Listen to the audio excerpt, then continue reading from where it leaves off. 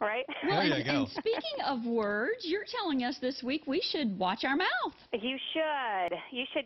I thought all of this was gone.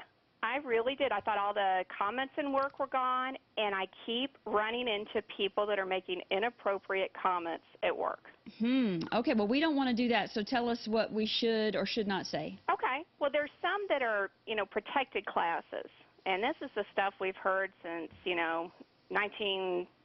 But you know what? There's new people entering the workforce every year. Young people, maybe some people returning to the workforce. Right. So it makes sense that it's every now and then. Absolutely. So one is the age, race. I'll go through them all. Age, race, gender, national origin, and then you've got disability, religion, and military service. So those are things you do not talk about. Well, they're protected classes, and what that means is over history, people have been discriminated against by something they can't change or they were born into, and so those are protected. And people have been taken advantage of or maybe not given the same kind of treatment based on stuff that they couldn't change. How do you change your age? How do you change your national origin, where you're from? How do you change your race? And so those have been protected. But you're right, Lori, a lot of people are coming in, they're new to the workplace. They may not understand that some of the jokes that they're hearing on late-night television or over the Internet, they're not appropriate, and especially around those things. Now, my thing that's so interesting, though, is I watch my kids, and they are actually blending more and having lots of different races and different national origins in their schools. So maybe that one won't be as prevalent in the workplace, but still you've got the age comment. Well, I'm interested about military service because it seems like most people would be so proud of that these days and have that on their resume, yet you're still not supposed to ask someone if you're interviewing them for a job or be asked. Actually, yeah, it benefits you to be in military service. Where you run into problems in, in the big scope of things is where you come back to a job and you're not being offered your job. Oh, okay. But there are still some people that are anti-war. There are a lot of people that are, I can't believe you were in Iraq fighting and, don't you know?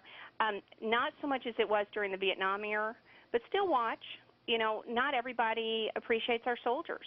And so you don't want to make things. I'm sorry? You bring up the Vietnam era. I remember vividly, soldiers being called baby killers and things like that, because it was such an unpopular war. And I could see where that would not only upset somebody, but could be, actionable if somebody, uses that term, especially in the workplace, that you were a baby killer or, you were out there, aiding the communists somehow. It could be something that could wind you up in court.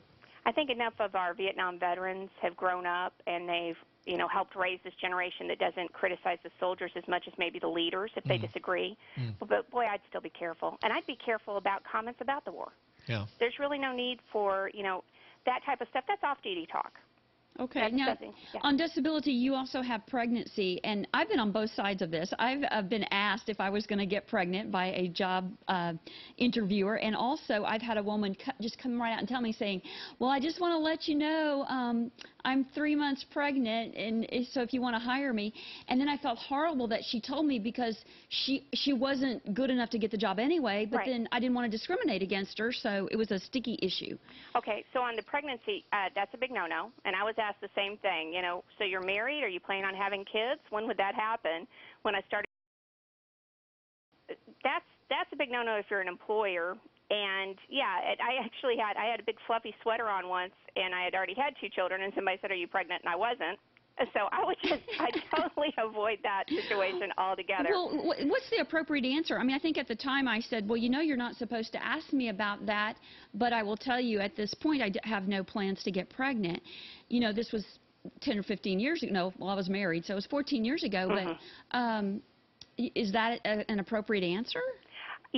I think that's that puts you in a real big spot to have to do that, Lori. And I hate that they did that to you. So probably what I would say now is you've got to be kidding. We're not, or, okay, well, you and I both know we're not going down that route, or we're not going to talk about that. Let's move on. What's a good question? Or, I would be careful with that. Now, with the job situation, some people may feel like answering that.